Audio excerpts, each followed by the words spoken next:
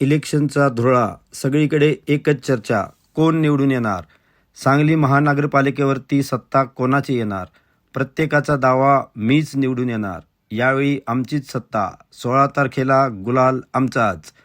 अर्ज माघार घेण्याची तारीख संपल्यानंतर संपूर्ण निवडणुकीचे चित्र स्पष्ट झाले आहे. भाजपाला नाराज उमेदवारांना शांत करण्यात यश मिळाले आहे.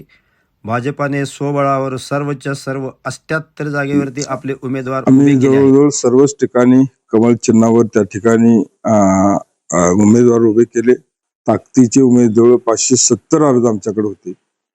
570 अर्ज म्हणून 78 लोकांना संधी द्यायची.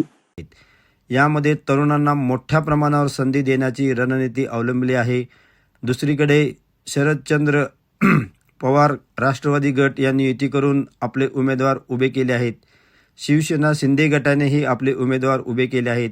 महापालिकेच्या एकूण 78 जागांसाठी भरलेल्या अर्जापैकी 301 उमेदवारांनी अर्ज मागे घेतल्यामुळे आता 381 उमेदवार निवडणुकीच्या रिंगणात उभे राहिले आहेत. महापालिकेच्या निवडणुकीत यावेळी भाजप 78 जागावरती स्वबळावर लढत आहे. की अनेक वर्ष अनेक लोकांच्या हाती तुम्ही महानगरपालिका दिली, एकदा आमच्या हाती तुम्ही देऊन बघा, आम्ही निश्चितपणे विकास करून दाखवू.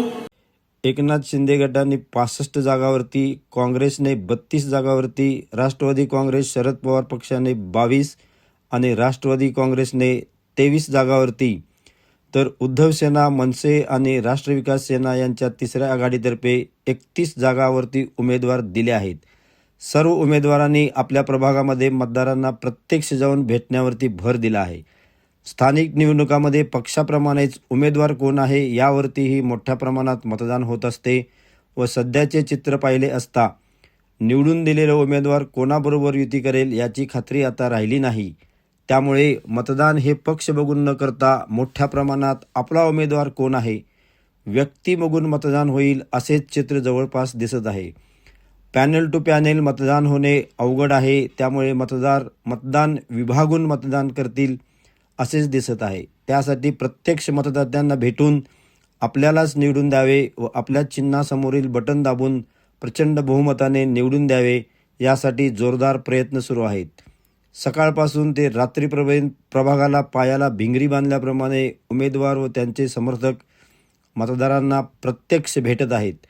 आपण आत्तापर्यंत काय केले, आपण इथून पुढे काय करणार, कोणत्या योजना राबवणार हे पटवून देण्याचा प्रयत्न चालला आहे. भाजप पक्षाकडून राहिलेले उमेदवार पक्षाने महाराष्ट्रात काय केलं आहे, विकास कसा केला आहे, लाडकी बहीण योजना कशी राबवली आहे याच्यावरती भर देत आहेत. दुसरीकडे ईश्वरपूर या नगरपालिकेवरती जयंत पाटील साहेबांनी सत्ता मिळवल्यामुळे शरदचंद्र पवार राष्ट्रवादी गट यांच्या कार्यकर्त्यांमध्येही मोठा उत्साह दिसून येत आहे. येत्या 15 तारखेला महानगरपालिकेची निवडणूक असून आता मोजकेच दिवस शिल्लक राहिले आहेत. त्यामुळे पक्षाचे नेते, कार्यकर्ते, उमेदवार जोरदार प्रयत्न करताना दिसत आहेत. भाजपास सोडले तर इतर कोणत्याही पक्षाला सर्व 78 जागावरती स्वबळावर लढण्यासाठी उमेदवार मिळाले नाहीत अशी खोचक टीका माननीय मुख्यमंत्री फडणवीस साहेब यांनी सभेमध्ये केली आहे. पाहायला गेले तर काही प्रमाणात हे सत्यही आहे.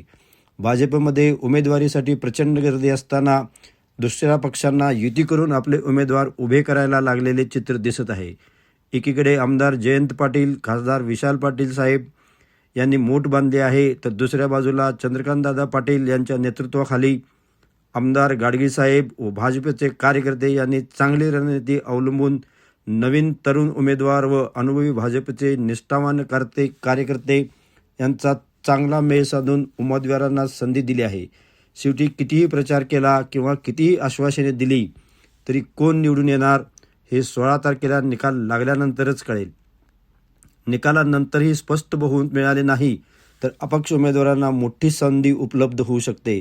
त्यांच्या पाठिंबावरती सत्ता स्थापन करण्यासाठी मोठी रस्सीखेच पाहायला मिळेल. शेवटी महानगरपालिकेवर सत्ता कोणाचे येणार हे आपल्याला जनता 16 तारखेलाच सांगेल. महानगरपालिकेवरती कोणाची सत्ता येईल असे आपल्याला वाटते, कमेंटमध्ये नक्की सांगा व असे व्हिडिओ परत पाहण्यासाठी कमेंट, लाईक व सबस्क्राईब करा.